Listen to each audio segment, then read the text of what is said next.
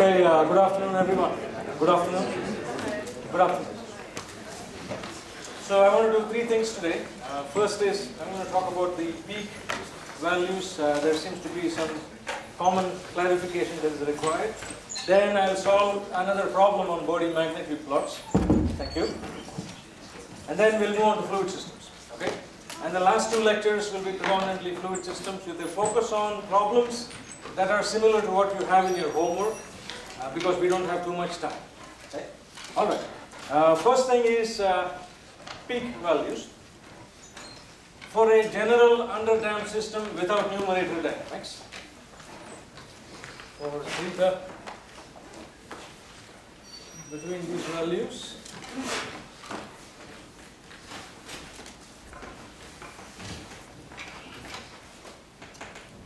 Without numerator dynamics, the transfer function typically is written as K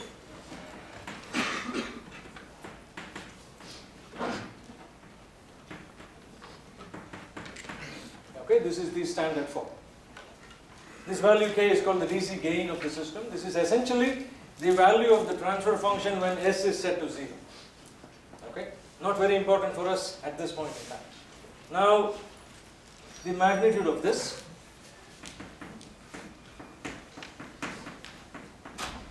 you first calculate the frequency response function, then you substitute S is equal to j omega, and you get capital K 1 minus omega square omega n square whole square plus 2 zeta omega by omega n whole square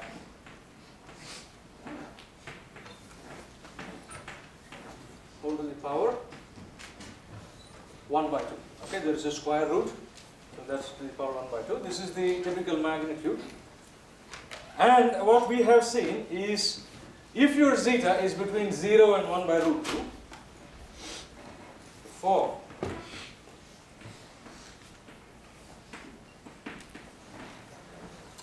there is a physical peak present in the magnitude plot. Okay?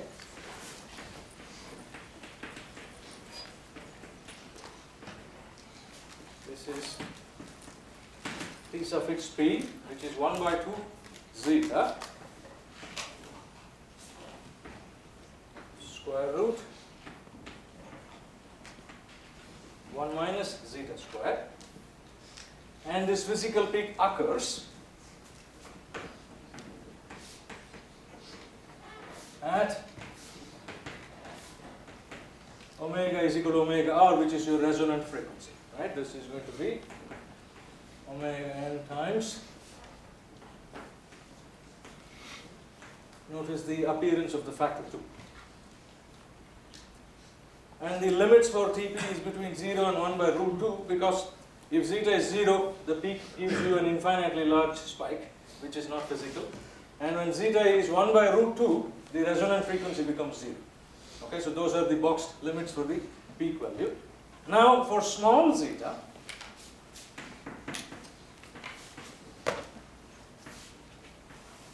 and this depends on what type of an engineer you are. For electrical engineering, small zeta is between 0 and 0.1.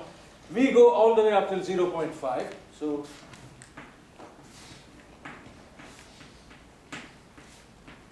within this range, omega square is much lesser than 1.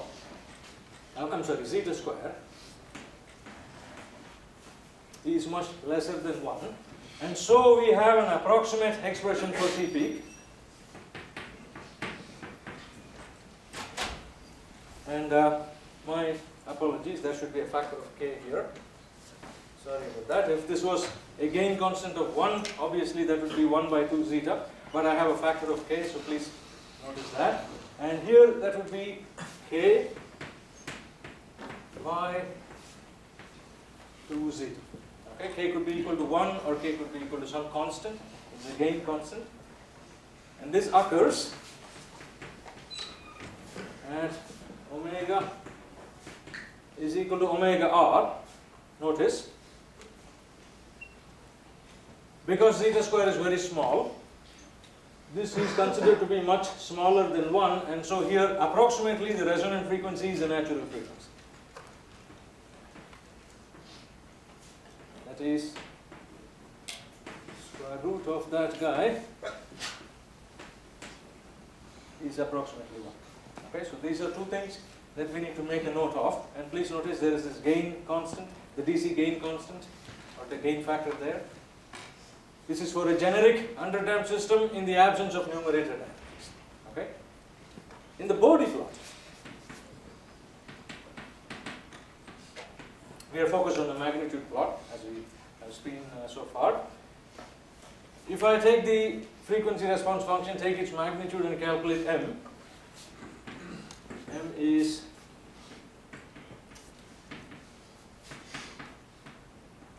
log 10 of k, the numerator, minus the terms in the denominator, that ends up giving me 10 log 10 omega square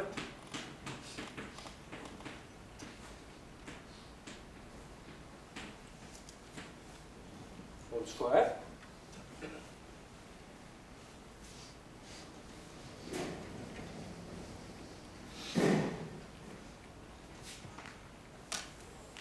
And what we say is the following. For zeta between 0 and 0.5,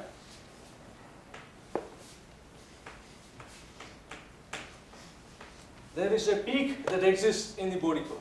Right? So peak exists.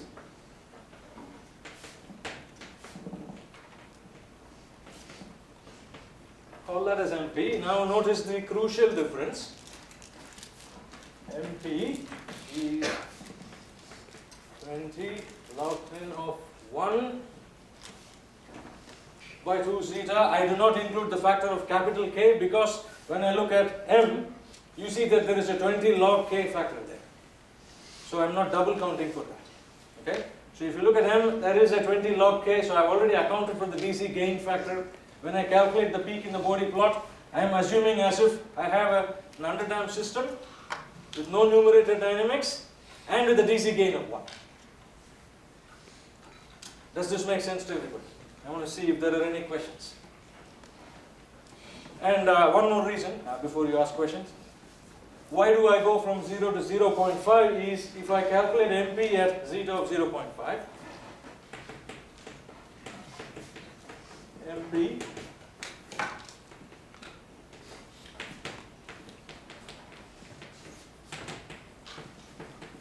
gives me 0 decibels. Okay, because 2 times 0.5 is 1, log 10 of 1 is 0. And which means if I go from 0.5 to 1 by root 2, which is 0.707, I actually start getting negative values of MP. We don't want that.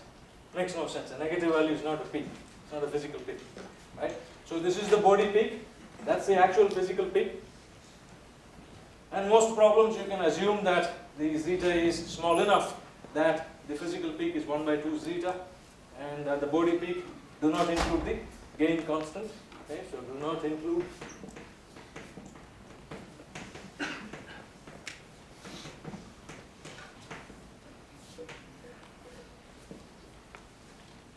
okay, questions?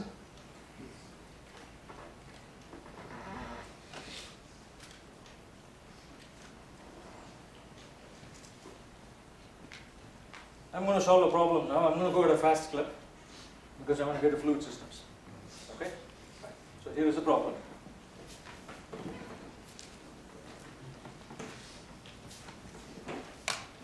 X double dot by 40. 3x dot by 40. And x is f dot.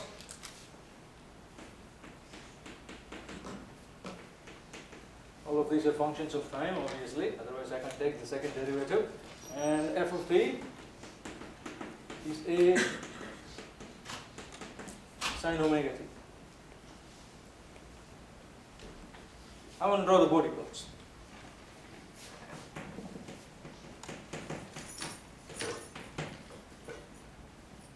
And a few of you had questions on what is the meaning of this f of t being equal to a sine omega t. Here is what it means. It tells me that this is a dynamic model of a system with a harmonic input. Okay? So this is a harmonic input. which then tells me that the steady state response of the system is also going to be harmonic, including the presence of numerator dynamics, regardless of that. And so I can use the tools of frequency response analysis.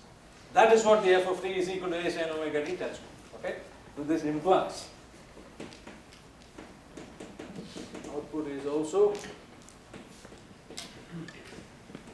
harmonic. Can use the frequency response function and so on.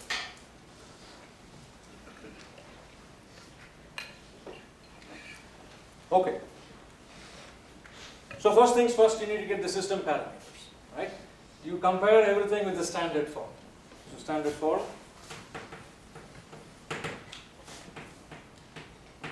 I see this as the biggest issue that I'm seeing in many of the homeworks. Personally, take a look at your homeworks. Please recognize if an equation is in a standard form or not. How do you recognize? Is if you see any coefficients accompanying the highest derivative term. Now obviously in this case there is a coefficient of 1 by 40, right? So I have to get rid of that.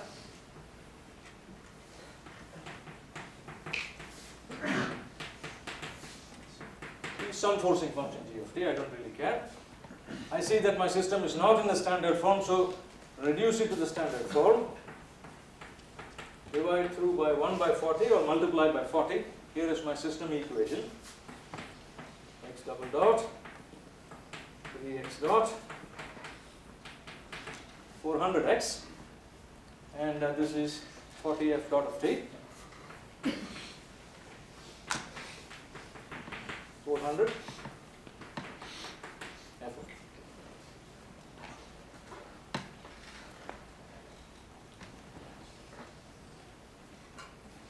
Now I can compare the two, right? Omega n squared is 400.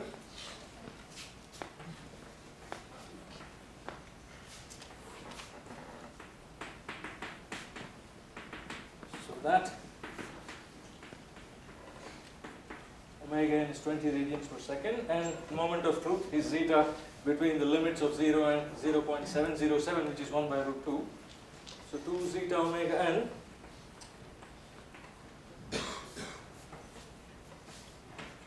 is equal to 3, right?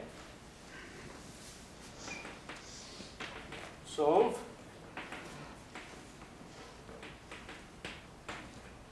Theta is 0.075.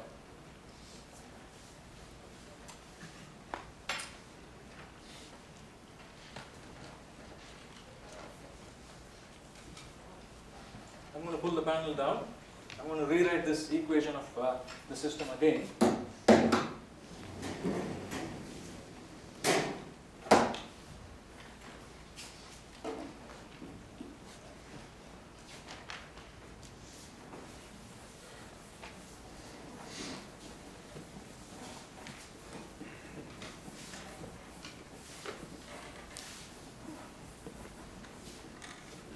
Alright, so my system is the following. It's x double dot 3x dot 400x is 40.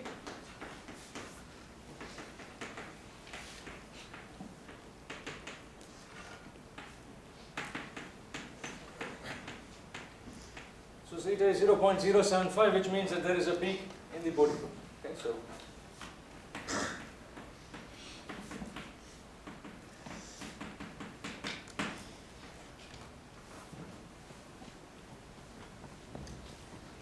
we write the system transfer function. So if we take Laplace on both sides, x double dot is s square x of s. So s square 3s 400. What is this equation called? The characteristic polynomial or the characteristic equation of the system. On the right hand side I have numerator dynamics. Nothing to be worried about in the Bode plot. 40 s plus 400 f of s. Okay, f dot, if I take the Laplace transform, it's s times f of s. Write the transfer function, x of s by f of s.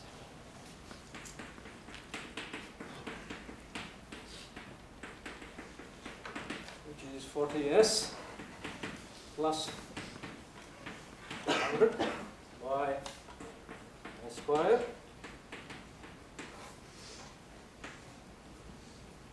three s plus 4.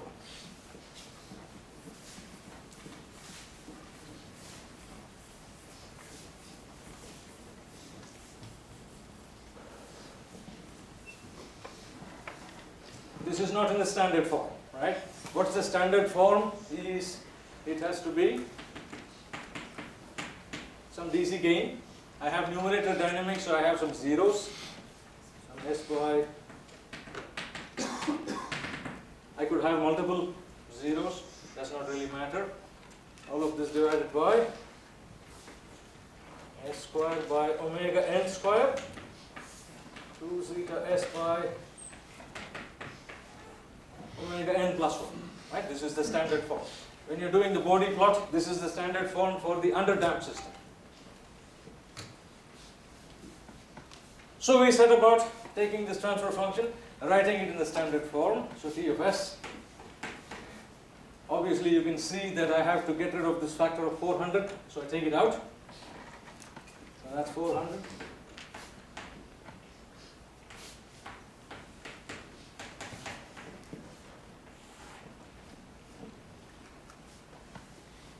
And I see the denominator is not in the standard form, so I have to take out the omega n square value. Right? This 400, I have to take it out. It's just coincidence that it's 400. S squared by 400.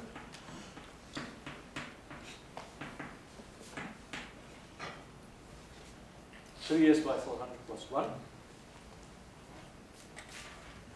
My DC gain here is 1. So this is just 1 times s by 10. And now I know that this is in a standard form. I'm going to dispense with writing the 400 and all that. This is this s squared by omega n square.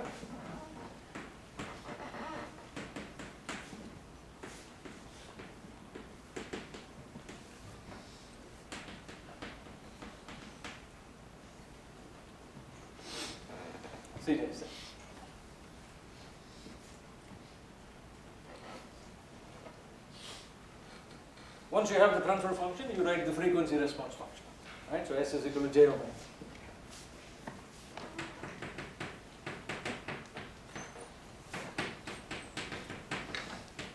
Substitute. So this is 1 times.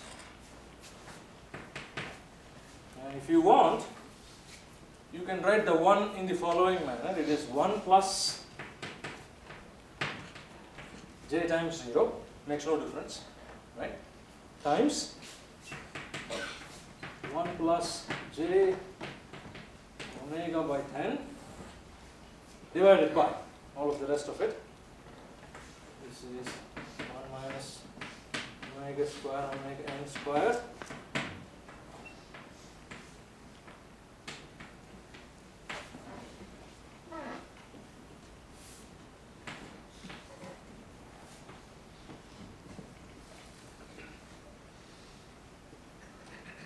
This is the frequency response function. Some of you had questions on how to calculate phase. Phase is straightforward. The phase of the frequency response function is the phase of the numerator terms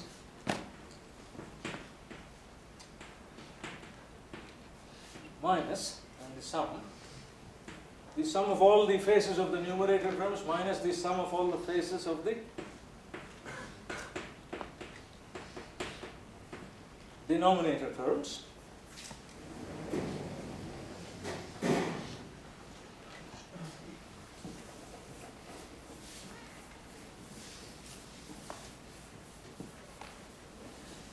If I employ that attitude to the transfer function that I have T of j omega, the sum of the faces of the numerator term, so this is tan inverse, the imaginary part by the real part, right? So this is going to be 0 by 1 plus tan inverse omega by 10 by 1. Yes. I have a quick question that has to do with the previous whole assignment. I think we had something like 1 over 0. There was only a complex part. Would that phase be pi over 2? Absolutely. Absolutely. Tan inverse of 90 degrees, tan inverse of infinity is 90 degrees. Okay. And then I have the last one, which is minus tan inverse 2 theta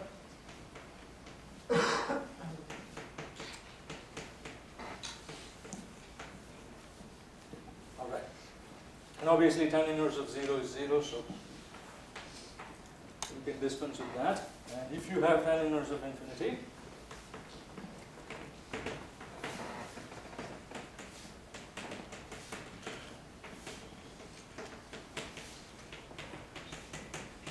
tan inverse of minus infinity, it's possible to have minus infinity as well. Okay, and that's going to be minus pi. So that's about it for the phase. I'm not interested in it, but I still want to point out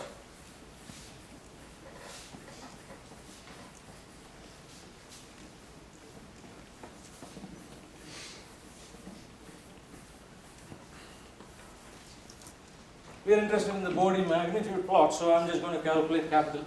Okay, so M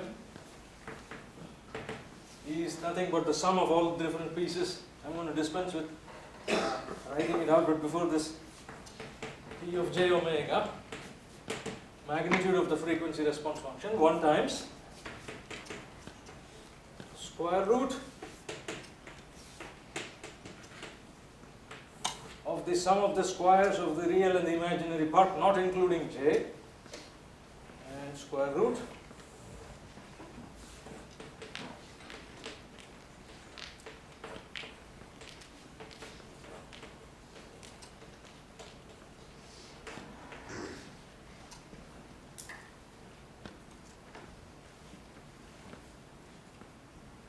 and then you just write your capital M is 20 log 10 of 1, right? Then I'm going to have 20 log 10 of the square root of 1 plus omega square by 10 square. If I see a square root, get rid of it. So that becomes 10 log 10 as the effect of the 0. There's only one 0 here, real and distinct. And then this we have seen in the past.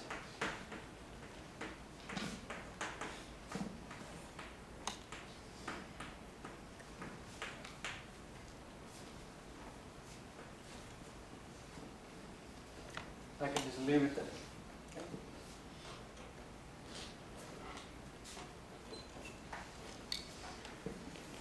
Twenty log 10 of 1 is 0, so we get rid of it.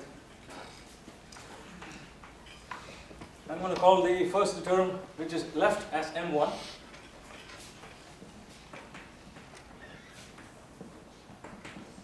This is M2. So M is M1 plus M2.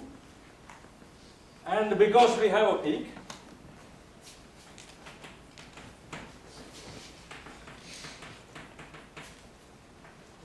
is between M peak and it's equal to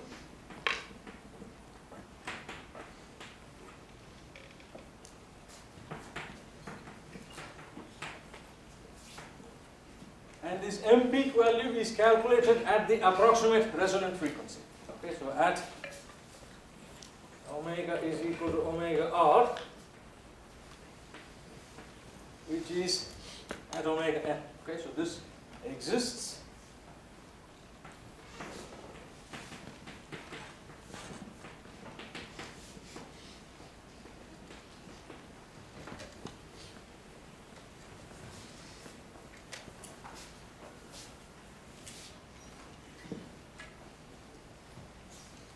I'm going to take a pause, see if there are any questions. Yes. If zeta were still less than 1 over root 2 but greater than 0.5, would the value for MP include the square root minus zeta squared in the denominator? No, so typically what happens is that if zeta is between 0.5 and 1 by root 2, M peak gives you a negative value. so we don't include it. That's why I say it's not a physical peak. But it is a physical peak in the magnitude plot without the Bode plot, not the log plot. Okay? So question asked was, what do you do if zeta is between 0.5 and 0.707? 0.707 is 1 by root 2. In reality, there is a physical peak that exists, which is T suffix P, in that range. But we do not calculate MP because it will give you a negative value. Okay? Any other questions before I pull this panel down? Yes, yes. When we solve for the FRF, we put it in that form because that's the standard form of an FRF. Like, say if we plug in j omega to the equation you have right above it, would that give you the exact same equation as what you have below? Oh yeah, this gives you this one. Yeah. Okay. Exactly, absolutely. Question. This might be another question, but the input that was given in the initial problem statement, is there any other use for it other than to just tell you that it's That's about it. That's so about there's all the nothing uses. else possible? Yeah. That's it. That's it. It could be cosine omega t or sine omega t. All it is telling you is it's harmonic, and the system response is harmonic. Any other questions, please? I'm happy to answer questions. Okay, we'll move on.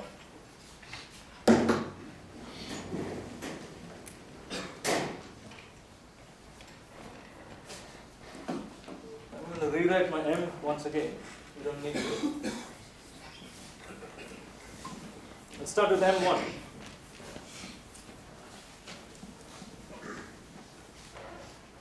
M1 is 20 log 10 omega square by 10 square, asymptotic analysis is square. I think it was 10 times 1. Oh yes, thank you, yes, absolutely, that's right. Alright, so asymptotic analysis, M1 low, M1 high, okay? So M1 low, 0 decibels, this is for omega much less than 10.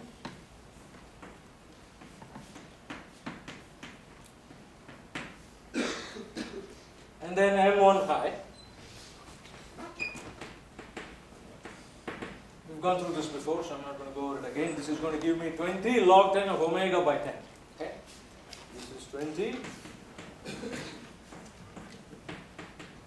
The factor of 20 is because omega is now much greater than 10, and so the omega square term contributes to the extra factor of 2. And at omega is equal to 10, these two fellows meet.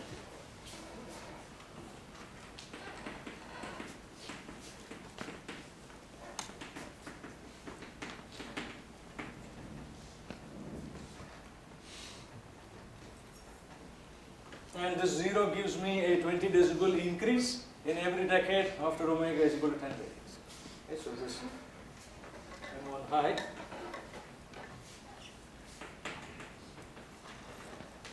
increase of 20 decibels per decade.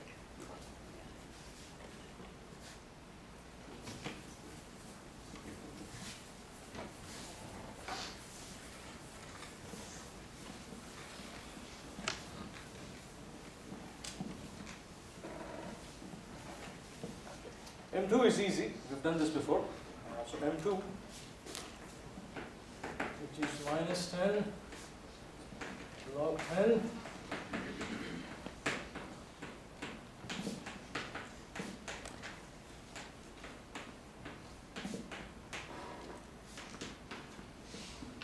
gives me M2 low and M2 high.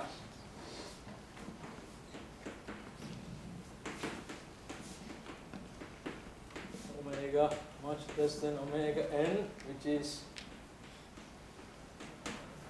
20 radians per second.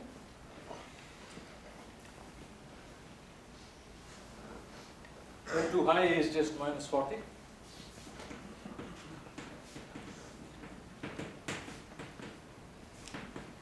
Log 10. This is for omega greater than.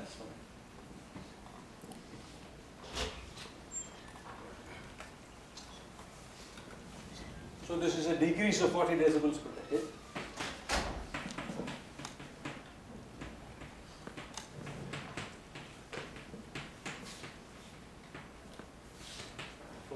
omega greater than or after omega is equal to omega n. So if omega is 10 times omega n, it's minus 40, and so on and so forth. Okay? M peak 20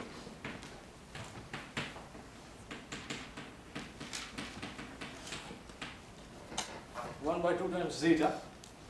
Okay? I'm going fast because I want to get the fluid systems, and some of these are just details we've done in the past. Okay, so not much to think about. And M peak, the magnitude is 16.48 decibels. And this is only if omega is equal to omega n.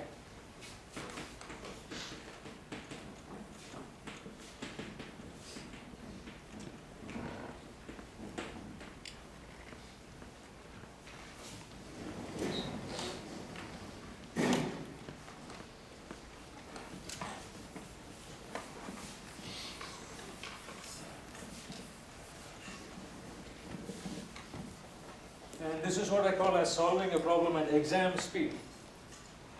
A problem like this, no more than 10 minutes. Just look at the damn thing, write it in the standard form, get good. Okay?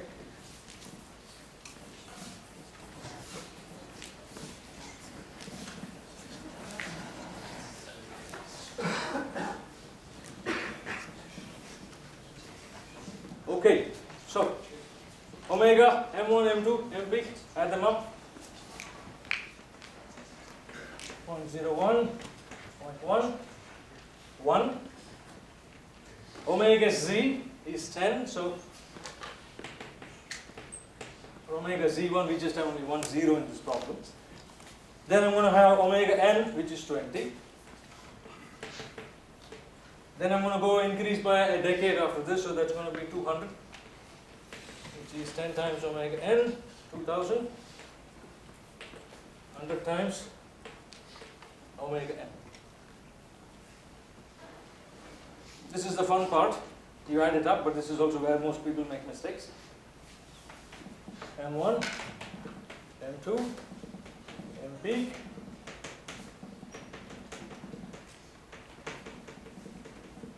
plus M peak. M peak has no entries except at omega n. So first is no entry, no entry. Third is no entry. At omega z, none. Then I have 16.48. And then nothing after that. M1. Start off at 0 all the way until omega z. That's 0, 0, 0, 0. Then I increase by 20 decibels every decade. But watch out, I have to calculate it at omega n. Okay, so that's going to be 6.02 decibels. You can just plug it.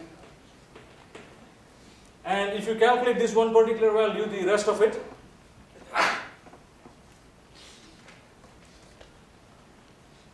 is an increase by how many decibels?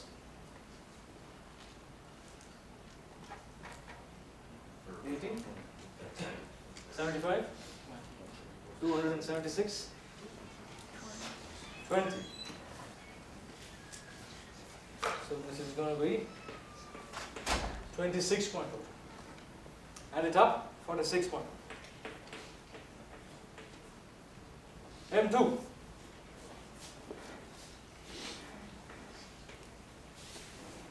All the way up till omega n is 0, then minus 40.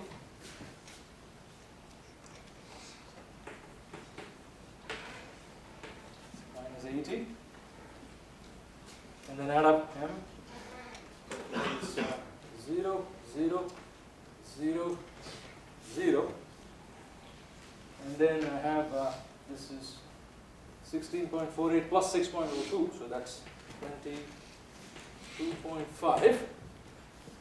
And then I have, I think, minus 13 something, minus 13.98.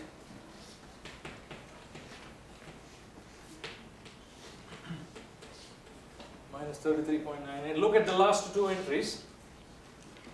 the 0 is increasing by 20 decibels per decade. The high frequency asymptote of the underdamped system is decreasing by 40 decibels. So the total effect is minus 40 plus 20. So that's going to be a decrease of 20, which is exactly what's taking place here as well. Okay?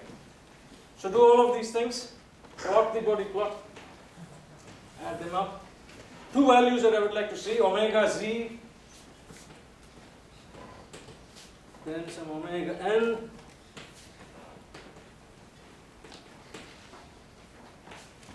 this is m, this is 0, all the way up till omega z1 I'm at 0. Between omega z1 and omega n, how do I proceed? Can somebody tell me? Between omega z1 and omega n, how do I proceed? Yes? It's going to be plus 20 decibels per decade, but you're only going to omega n, so it's only going to be basically a line to sex. Absolutely, absolutely, fantastic. So I'm going to go all the way to 6.02, but I'm going to clamber at a rate of 20 decibels per decade, and then I'm going to see the spike, which is whatever that 22 point something is. And then I'm going to decrease.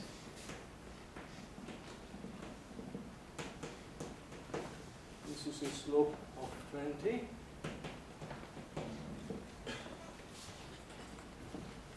This is the asymptotic plot. The real plot will of course be nicer and smoother.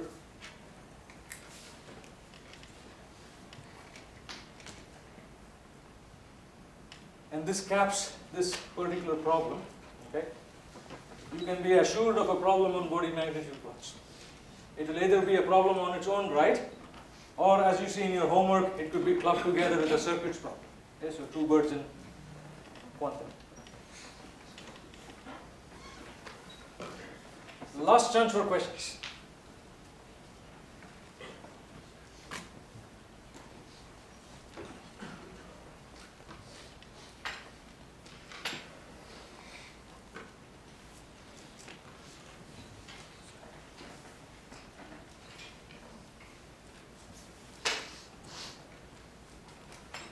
Yes, sir. Should be basically the slope after the peak, you starting basically at the 6.02 line, not the peak point. Yeah, I guess you're right. I'm sorry. Thank you. That's it. It should come down, then start.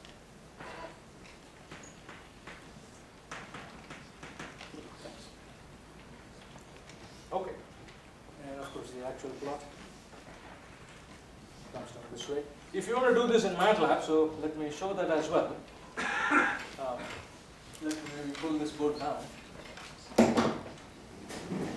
In MATLAB, it's a two-step process. It's very simple.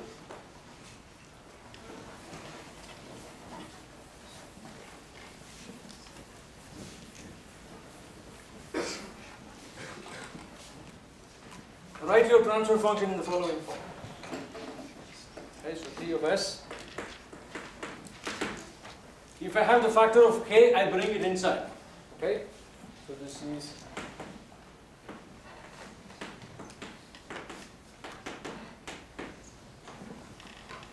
okay. I bring the factor of k inside. Then S square omega n square. So write the transfer function in this particular form. This is at S is equal to j omega. You can substitute all of those things. Then you define the command called TF. This is the command prompt in MATLAB. Some system, some variable, you can call it capital A if you want. TF is the transfer function command in MATLAB. Start the parenthesis. Start the square brackets. There will be two sets of square brackets. In the first one, you start with the highest coefficient on the zeros. Okay, so in this case, this is going to be k by 10. No commas. And then k. Then you put a comma. Then you write the other coefficients of the denominator, which is 1 by omega n square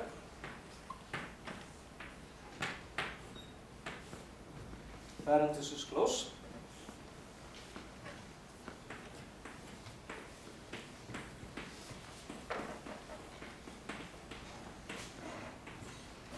And that's it. This will give you the Bode plot. It's a good way to check your answer. I'm going to post all these on your Carmen page as well. The thing that you want to keep in mind is Bode in MATLAB is with a lowercase b, and please notice no commas.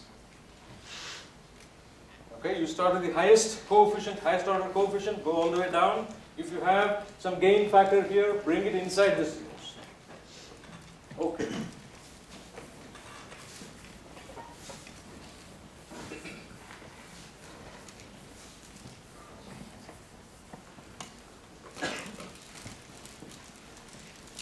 So fluid systems.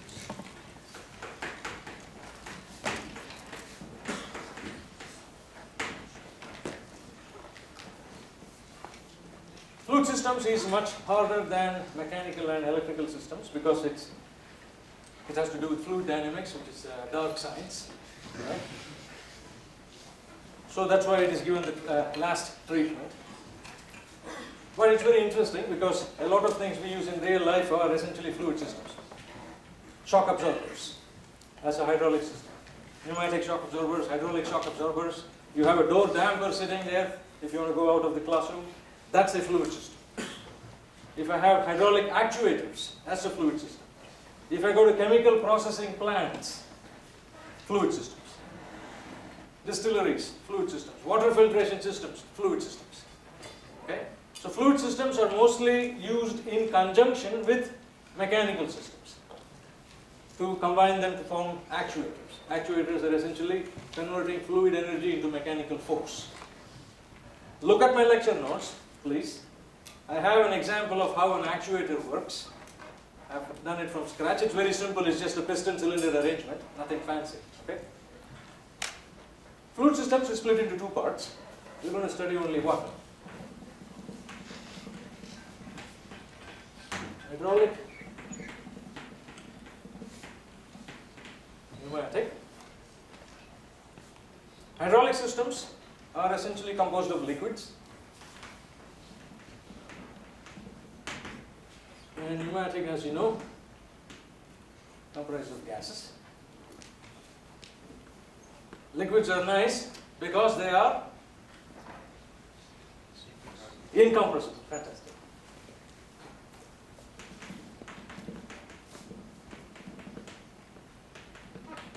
Of course, that's a gargantuan assumption. If you go to the molecular scale, that's not going to hold true anymore.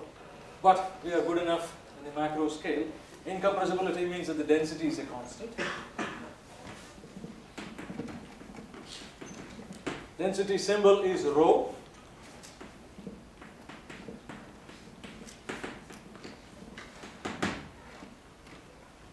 Now, of course, for gases that is not the case, as you know from thermodynamics.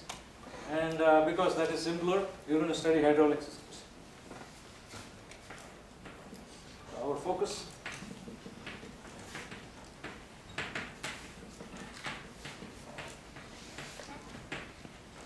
Hydraulic systems.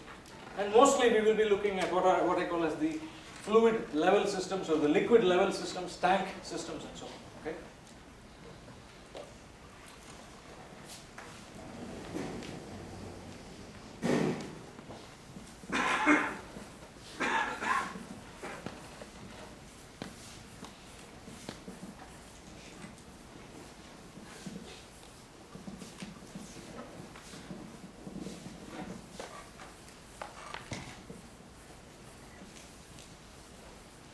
The best way to study fluid systems is by analogy with electrical systems. So here is something. If this is the only thing you remember from system dynamics, so be it. This is all you need. Okay? So I'm going to have variable. Then I'm going to have electrical systems, capital E. Fluid systems. Thermal systems, we will not have time to get to thermal systems, but the analogy is sufficient, believe me. then I'm going to have mechanical systems. And the first variable is the effort variable.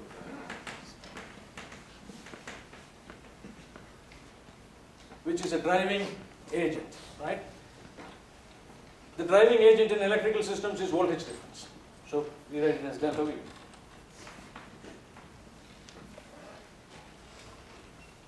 And obviously the driving agent in fluid systems is going to be the pressure difference. So that's going to be delta P. Okay? Delta P.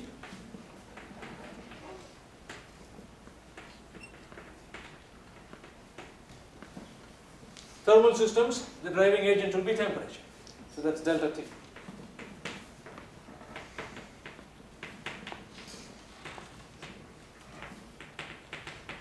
Mechanical systems, the effort is the force or the torque. Right? So F of T or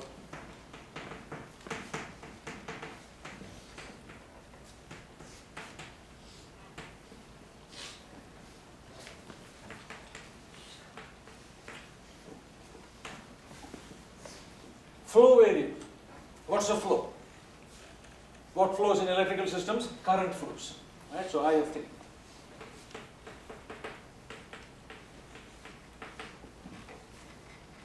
What's the flow variable in fluid systems? Mass flow rate. Okay? So that's going to be called as QM.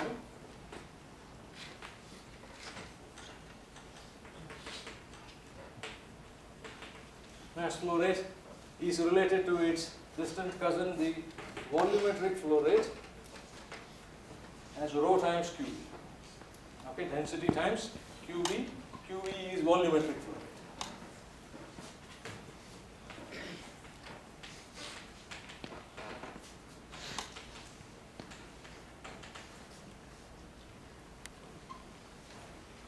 What flows in thermal systems? Heat. So there is rate of energy transfer due to heat transfer. So here is Q, this is heat, and obviously in mechanical systems position or velocity. So velocity. Or if you want a more primitive variable, it will be the position. Okay. So these are two things. I'm going to continue here.